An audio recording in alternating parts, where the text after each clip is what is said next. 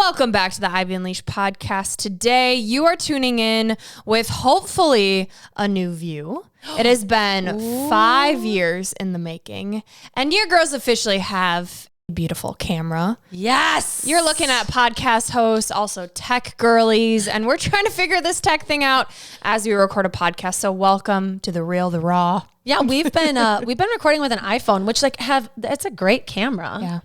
And it was time for an upgrade. It was time. And so hopefully this works. But most people really listen to us, so it probably means nothing to you. But you probably follow on social media, and if you don't, it's Gold Ivy Health Co. Mm-hmm. Everywhere. So today's a little bit different of an episode. I feel like we've had just a variety pack this summer. And for me personally, summer is, for my mental health, is the hardest season because of the chaos. I've talked about this a lot.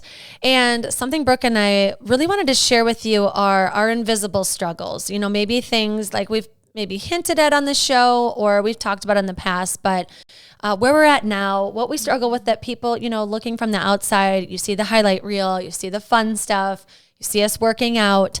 But these wheels up here always are turning. A little too much, if I may say so myself. We've hinted at like the inner critic. We've hinted at a lot of things that we struggle with and have had lots of therapists on. But today we're going to share some of the things that we struggle with that you might not know, that maybe we haven't talked about in a while. And it's going to be a very vulnerable, open episode. And so thank you for listening and trying not to judge us for the things that happen in our minds. Yeah, I think it's important to talk about because just like you, we are human and we can come on this podcast and share all of the tips, and we listen to all different podcasts where they're sharing tips and it's all about what you can do. And, the comparison is so human. We see someone else doing well and we want to implement what they're doing, but it almost creates this disconnect, I think, from the host, from the people through the screen. And it's Andrea and I, our goal that you feel connected to us, that you can relate to us. And I think this humanness of sharing the struggle is what makes it relatable. Mm-hmm. We're not perfect. We're figuring this out. As I'm sitting here, my leg is feeling like I'm being zapped by an electric mosquito zapper. I'm going through some vein issues. As you guys know, if you followed, I had my vein closed in 2020 on my 2021 maybe, or 22. I don't know. It all blends together. Mm. On one leg, now I have to get the same procedure done on the other leg. Right, so okay, but for like someone like me, I know a lot about anatomy and physiology, but isn't closing a vein risky? What do they say about why and how it's going to help you, hurt you? What are the risks with it? Great question. I don't know. I mean, I know that when I had my right leg done, so there's this vein, it's called your GSV. It runs from your ankle all the way to your groin.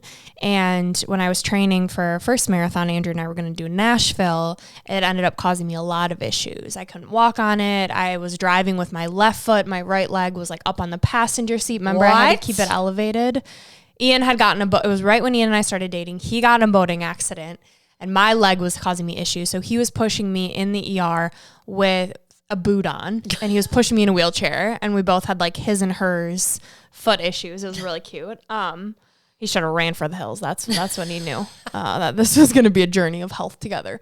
But I had that procedure done because it was causing me so much pain, and that was just their answer to it. And fast forward, it worked out fine. Mm-hmm. And so I think because I've had luck. And at the time, they told me my left leg probably in the future needed it. And that had been, a few years ago by now. And yeah, I think with anything, there's risks.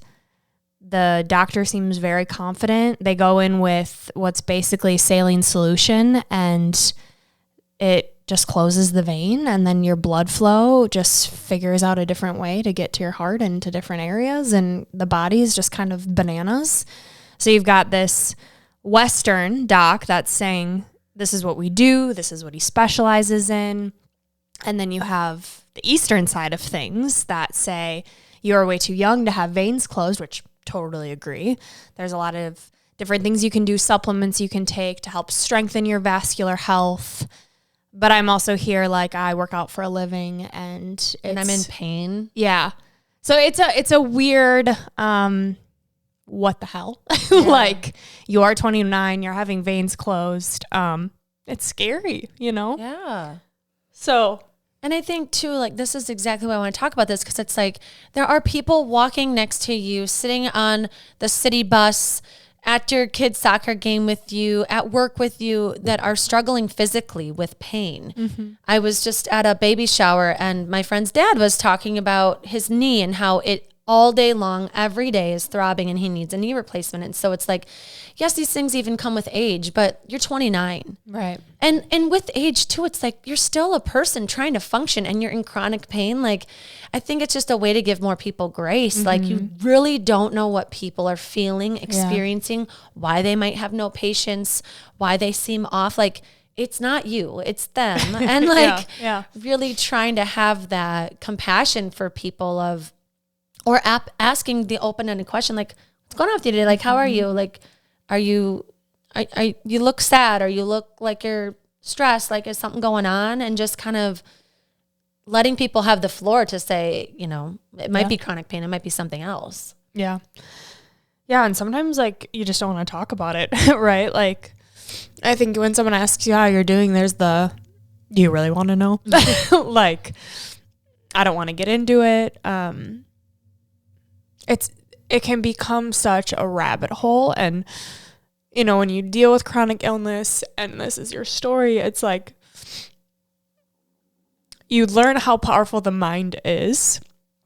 And sometimes you don't want to talk about it because you don't want to just highlight what's going wrong, right? You don't want to pour more energy into it. I view the body as so interconnected, and just the research that I've done, parasites can eat at your veins. And so whenever I talk about that, I sound crazy, you know, like, how could you not? Or you bring that to, I brought this to the doctor, and I was like, you know, I have this crazy gut health journey and history, and terrible parasites and mold and bacteria. Does this have anything to do with it? No, just bad genetics. And like, in my core, I'm like, this is so connected. Like, how could it not be, right? Like, I'm weak.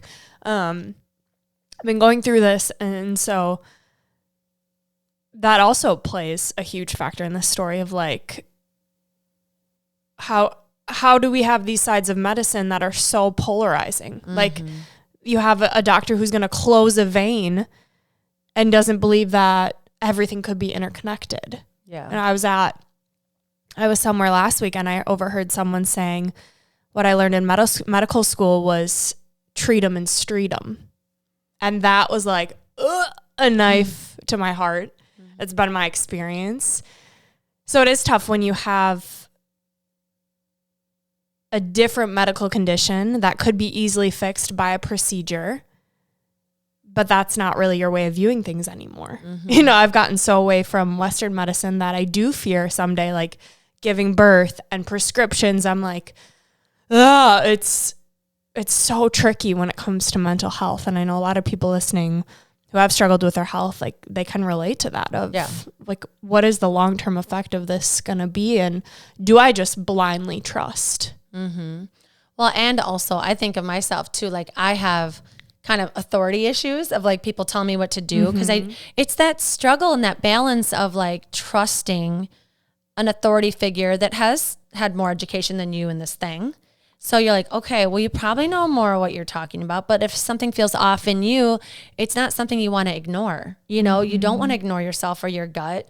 And then down the road, be like, I should have listened to that, you know? Right. So that is such a tricky thing to balance. And I think a lot of women can relate to when it comes to your hormones, like going to your doctor and kind of talking about, like, oh, I'm having this. And they're like, oh, that's normal. That's aging. And you're like, oh, but my other friend, she has this, like, patch that's really helping her. And it's like, she has way more energy now and she feels better and not as moody. Like, what is that? And then some doctors are like, sure, we can try it. And some are like, eh. Yeah. I just talked to a coaching client yesterday who, she has 4 kids, super tired. And every doctor is like, you're a mom of 4. And she's like, no, I know what being a parent tired is. Like, I'm bone tired. Like, this is not normal. And through her insurance, through her company, she was able to meet with a doctor and this is the crazy part, the doctor couldn't prescribe, but could tell her based on her medical opinion what she thinks she should do. And she thinks that if she took metformin, it would be really helpful. So she went through all of, her recommendations with her, went back to her primary care doctor and her OB, and they were like, nope, this is not, no. So she has a different medical opinion of someone who can't write a prescription, but then her actual doctor who won't write the prescription. It's like, who do you trust in this field? Yeah. And then getting multiple opinions in case, like, okay, what would this person say? This person say? And then it's like, you're almost even more confused, but it's a good idea to get different opinions. And then how do you have the time or the money to get all these different opinions? Because these different opinions are probably expensive and time consuming. And then while you're waiting for these appointments, you just have to kind of figure it out on your own. So I'm just listening to worship music in the morning. Ian came home from the gym. He's like, are you listening to worship music? Yep, I need Jesus. We're going to church, baby. We are going to church. Only the Lord can save me here. It's so true, though. Like sometimes it takes a strength beyond you. When you feel like I'm alone in this journey, I feel isolated, I feel like I have no hope. I feel like there's always hope. There's always more strength to tap into. It's always available. That's my belief. I use it all the time. It is like, you never have to only rely on yourself. Yeah. And a social support network is important, crucial. But also like knowing at any point someone's not available to chat with, like you always have someone. You can always close those eyes, say a little prayer. Like you'll feel that there's something beyond you that is carrying you. Yeah. It's like this weird, I was just talking to Andrea before we recorded. When you feel so low, it makes the highs feel so high. And right now, this season of life, planning a wedding and writing out like bridesmaids cards, or even your card asked to be my maid of honor. Like so emotional, so exciting, happy tears, like just bliss of like, oh my God, this is my life. And then you have these other moments of like, what is going on with my health and finances and like, holy buckets, it's like the light on both is so strong, but I don't want to numb because I don't want to miss the highs, right? There's that like, it would be easy to take a pill and be numb. But like you're missing out on so much good. Yeah. Yeah. Well, and I think that's also what's so tricky, but that is some people, the pill saves their life and they do experience joy on it. Everybody has a different experience. And sometimes if you don't give the pill the opportunity to see how you would feel on it, like a lot of times it could be the best thing that's ever happened to you is to take this pill. Yeah. And sometimes it's not. Sometimes it's like, nope, didn't like that, didn't agree with me at all. It took me 6 weeks to even figure that out. Too much time. It's again, one of those invisible things a lot of people are going through. They're trying a medication. It's going well. It's not. Their body's trying to regulate. Like another reason to give people grace. Right. Yeah. And let people know when you are trying a medication that you love and you trust. Like, I'm trying this. Check in on me. If I seem off, just know it's not you, it's me. I'm giving something a chance that, again, I don't want to take something outside of myself, but a lot of times we just need a little help. And it could be a depression medication or anxiety medication. It could be a supplement. It could be, a new way of eating that's supporting your mental health too. So you're taking some sugar out or whatever to help you with those crashes, and can be really irritable doing that too. Yeah. And so I just think the human body is freaking bananas. Like, especially being a woman, I think it's great to hear these podcasts about these routines and tips and things that are working, but also like, can we just take a minute to be like, holy hell, like what we have to go through? And I haven't even entered like childbirth or parenting yet. Like, I'm like, okay, I'm viewing this as I'm gearing up. I'm getting ready and getting rid of all of this junk before entering that phase. Like this is the cleansing phase, but like all the mamas out there, I don't know how you guys do it. And I don't know. I think being a human, we need to be nicer to each other because it is not easy. It's a wild ride. It is a wild ride. And I like talking about struggles because like this is where the beauty is. Like if we don't go through these things, we don't have the higher highs or we don't appreciate, and so this is where the grit comes from and the resiliency comes from. And something that I have always struggled with, and I'm really tapping into this more, especially since doing like our values or our strengths assessment, is my need for significance. And I just realized how much that plays into how I show up in everything. It's like, you know, I mean, I'm doing this podcast to help people. That's the number one thing. But it's like, I want it to be significant. I want it to be number one. I want it to be these things. And I always have to check myself of like our mission, our vision of like why we're doing this, who we're talking to and why, because sometimes you can get wrapped up in numbers, like wanting to win, wanting to be number one, wanting the significance. And it's like, that's really not that important. This week, someone reaching out and saying, I actually went to rehab because I listened to this episode and I have a place to go in Madison, Wisconsin. I'm so happy. Thank you for Ivy Unleashed. Like, that's what's important, right? But there is something, and I definitely know this is from my childhood story of feeling like, okay, I've got these two older brothers and I want to shine. I want the spotlight. I want attention. And so it's, you know, you can blame things on your parents, but it's also the story you make up yourself. You know, as a kid, that was to me my way to get my parents' love. And what sucks about that need for significance is it's all outward validation. It's not that internal motivation, right? I'm like looking everywhere to get some like, oh, you're doing a good job. You're doing a good job, you know, or you got first place, or here's a trophy, or you're on this team, or whatever. And so I see that play out in friendships when I enter a room. I need someone to say something that gives me like, oh, you are doing a good validation. Job. Yes. And so I'm really trying to tap into that and notice when I'm telling a story to get that, or when I'm entering a certain room for that, and really trying to get to like what will actually bring fulfillment and make me proud of who I am, not what I do. Because it's an old story and it serves you in ways, right, to like do things and get a proper education, get into the right school, or, you know, whatever. But at this point in my life, it's just, I see how it's going to fall flat. I actually looked up research about this too.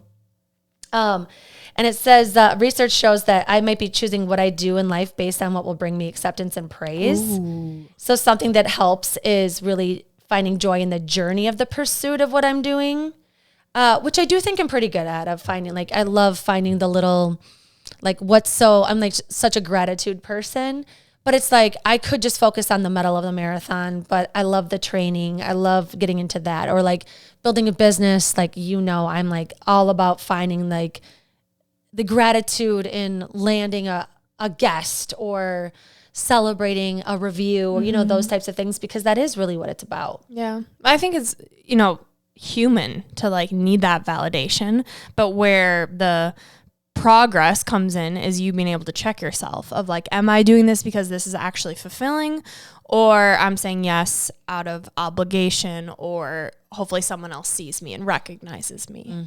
Because I think that is, I mean, at least for me, I feel like right now I'm very introspective, where I don't have all of the energy. So it's like, okay, what is actually, what feels deeply meaningful, and what kind of boundaries do I have to set? Because I mean, my childhood, same thing with my dad. I wanted his validation, and now I'm in this spot in life where I'm like, okay, what actually feels true and right for me, and how do I use my voice to stick up for myself? I saw this video yesterday. We always send his videos back and forth. It's like DJ motivation.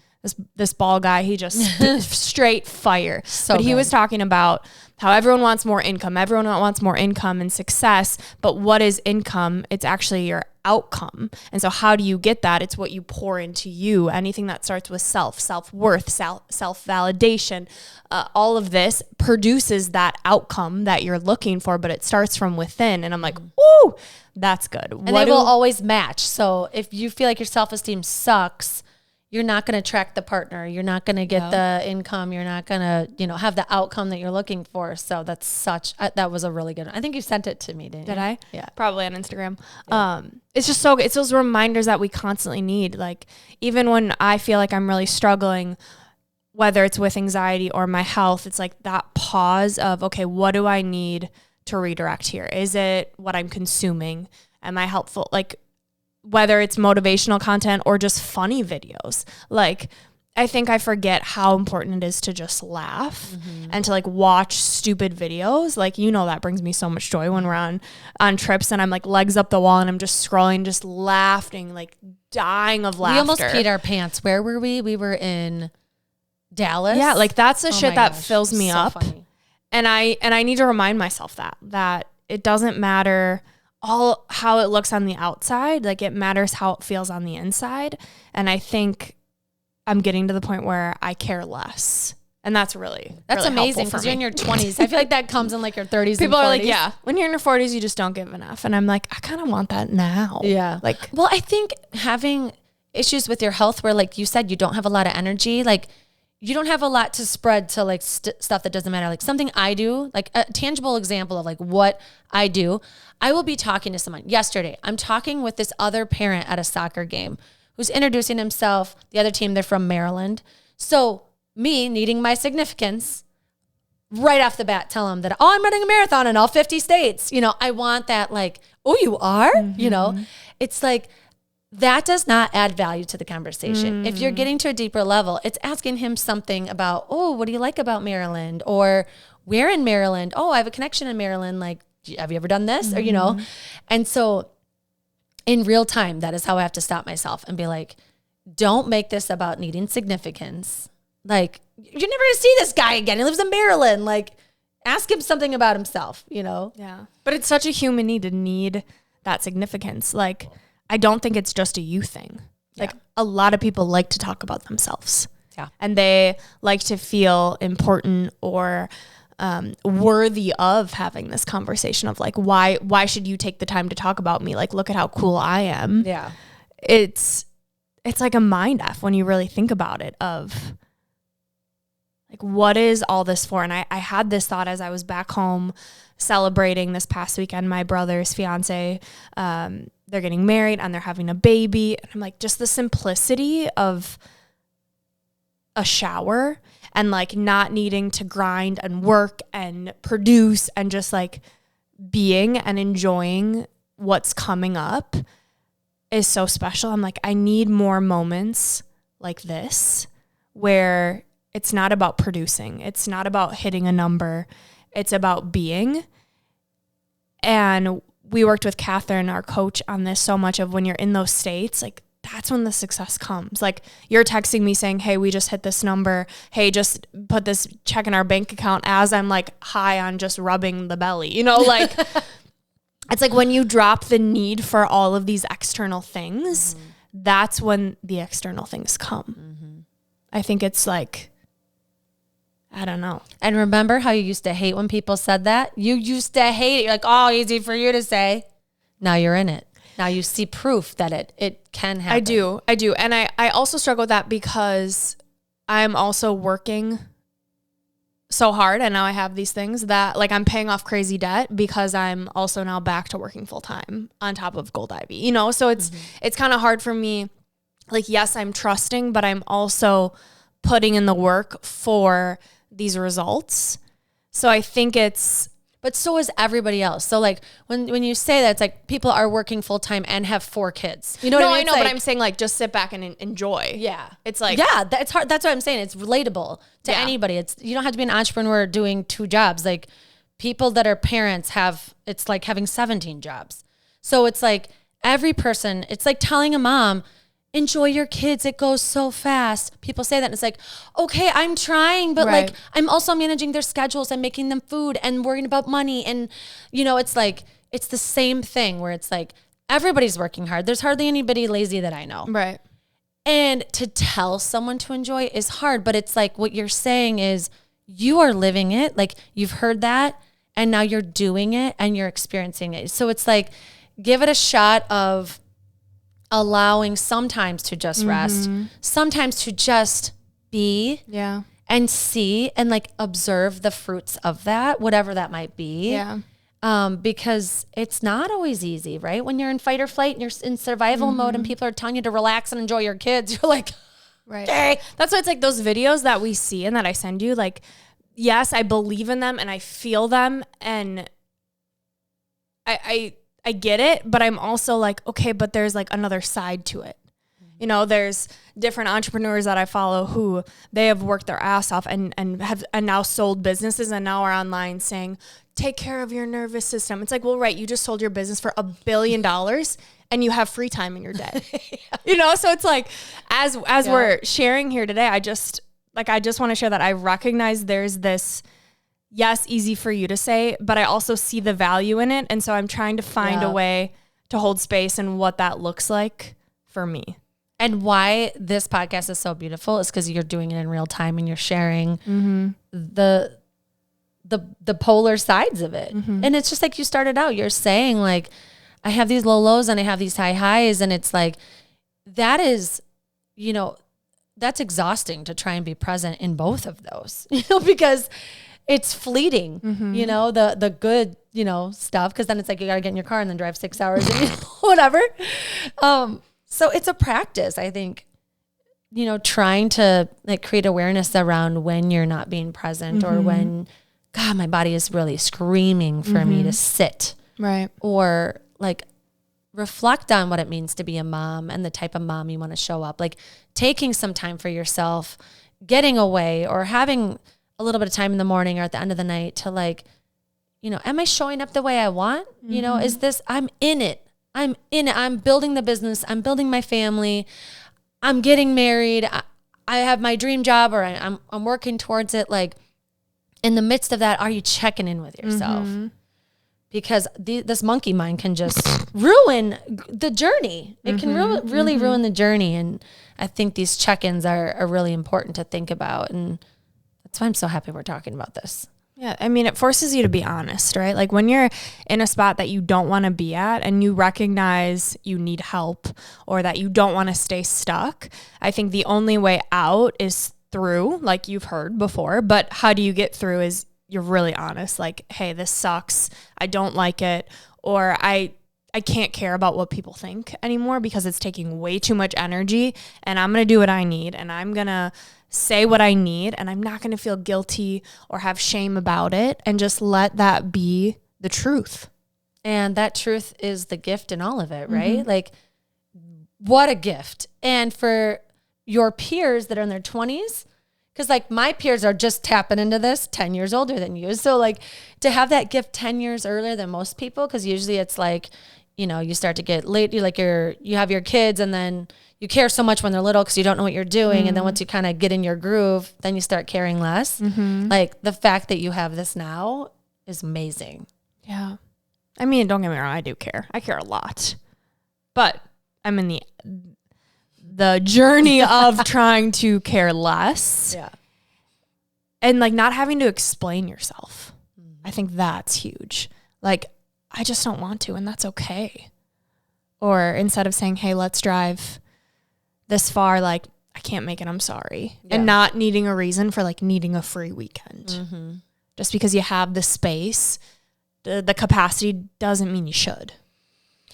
Oh man, that's another one of my struggles is like questioning everything I do as a mom is such a big one for me of like, it's like you want to do it right. You want to do it better than your parents did, right? My parents did it better than their parents did. So I want to do it better than my parents did. We just actually talked about this when they were here recently. And what happens when you fixate on that is you overanalyze every interaction with your kids. For me, it's like, was I patient enough? Was I kind enough? Like everything, I just beat myself up about it. And it's like, these interactions are showing them what a human looks like and that there's a range of, you know, your capacity in any moment. But I overanalyze everything because I'm like, oh, is this going to be their childhood trauma? Oh, is this going to be it? You know, because I've done so much work on mine that I'm like, what am I going to create in them? That it's so toxic in my mind and I know it. But it's like, I just don't want to recreate patterns. So then it's like, I'm probably creating some new different ones by like overanalyzing everything I do and having to like dissect, you know, what I could have done differently. You know, when I go to bed at night, I'm constantly thinking about that too. Something that's been helpful for me is I'm doing the best I can. Like anytime the inner critic comes in, I'm like, I'm literally doing the best I can. Like, bitch, let it go. Yeah. Let it go. You are doing good in the world. you care. If you didn't care, you wouldn't be questioning your every move. Mm-hmm. Like you are doing better than a lot of people out there because you're taking care of your health. You're helping take care of other people. And like, how do you be content but not be satisfied? That's something Ian and I always talk about, is like, we are growers. We want to keep evolving, but we're learning to be content with what we have, but not satisfied. I think it like grateful and striving, you know, like, because I just feel like gratitude is so important, because then you can see more of the good, which helps your mental health. Like, you land a deal, your kid starts school, or like whatever, like, where can I find gratitude in this? It's like contagious. You'll find it in other things, you know, it'll like shine a light on other things that are going well. I like that though. I like that content, but not satisfied. Super always like, you're never happy with what you have. Like, you're never satisfied. And it's like, why does that have to be a bad thing? Mm-hmm. Like, I am a maximizer. I want more. That's just how I've always been. That's who I'll always be. I don't think there's anything wrong with that. But I am also learning to be really grateful for what I have and the lessons I'm learning. Mm-hmm. And I think it's okay to have both. I think it's okay to hold space for both. I think it's like seeing how it affects your mental health. Because that's scarcity, right? That's like, it's never enough. I need more, you know? But if it's not affecting your mental health in a way of like, oh no, I definitely have enough, but I want more in this way for this reason, I feel like that's different. Because if it's constantly feeling like, oh, but I wanted this. Oh, but I wanted this. It's like my children. It's like, yeah, I don't know if it's like necessarily more, but better. Like, I could always have a little more peace. I could always be making a little more of an impact. Like, doing it in a way that feels like I'm not over giving. Yes. And that it's keeping me growing. You know, I always think about like the Tony Robbins quote, if you're not growing, you're dying. Mm-hmm. So there is something to be said about growing and evolving. And it's not necessarily wanting more. It may be wanting more for yourself in that way. Yeah. More internal things versus material things. Yeah. No, that's a great way to put it too, because that's ultimately what's going to impact your mental health positively. It's knowing the why you want that thing. Like, it's okay to want more money.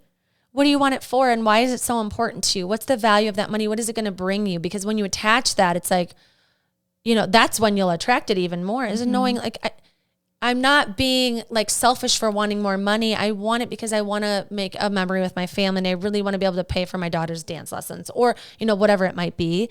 And so I think we can feel selfish when we want more, and the striving and the whatever, but it's not.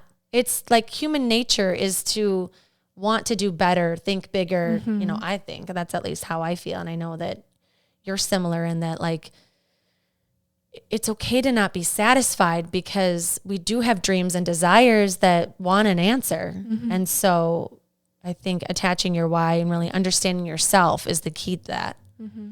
Yeah. And again, I don't think I have to explain why I want the things I want in life. Mm-hmm. Like, I think I'm getting more clear on that of, it just like, I want babies and I want a house, and like, that's okay. Yeah. You know, like, who cares? And it's beautiful that life. You know what you want. Like, whoever you're answering to that is making you feel like you need to answer needs some boundaries, it sounds like. Or, you know, sometimes it's a made up audience in our mind of like what we think we're answering to. Like, screw it. We don't, like you said, we don't have to tell anybody why we want what we want, unless they're your like business partner or like your, listen, girl, I need you to buckle down because we need these things. Or your partner, or, you know, like the people that are in it with you. It's even more important to tell them why you want what you want, or why you're unsatisfied with something. Like, feeling understood and feeling seen is so much like my issue with significance and motherhood and these things, that it's like, you just, if you understand yourself better, you can express that to the people that you love, that you're partnering up with in life. And then you can be in it together with someone. You're not so alone. You don't have to like want that thing and feel like it's never going to happen. But if you tell someone that loves you, they can help you make it happen too. Mm-hmm. Honesty. Mm-hmm. And I hope that's what you take away from listening to this, is being honest with how you feel when the highs are really good, the lows are really not so good. Being aware that this is part of being a human, and nothing lasts forever, the good or the bad. I think that helps me be present in the moment of like, this too shall pass. Yep. Good is coming. Good is coming. I'm doing the best I can. And reaching out when you need that support, because you're not alone. No. And yeah, I'm so glad that we're in this space where we can be honest and authentic with you. And as you're listening and hearing these things, like, it's not always easy to share what's on your heart or what you're struggling with or how wild your mind goes and second guesses everything. Like, it's not fun to have all of these things where you're questioning yourself and critiquing yourself, but we all do it. And that's why we're talking about it. So take good care of yourself, address your struggles, take some time for yourself to see who can help you with them, how you can be more honest with yourself. And know, like Brooke said, you're never alone. All right. And for your piece of gold today is from Steve Maraboli. He says, we all make mistakes, have struggles, and even regret things in our past. But you are not your mistakes. You are not your struggles. You are here and now with the power to shape your day and your future. This is Gold Ivy signing off. Listen to your truth and go chase your gold. Yay. Proud of you. Proud of you. I just really want to hold your hand and just rub your rock.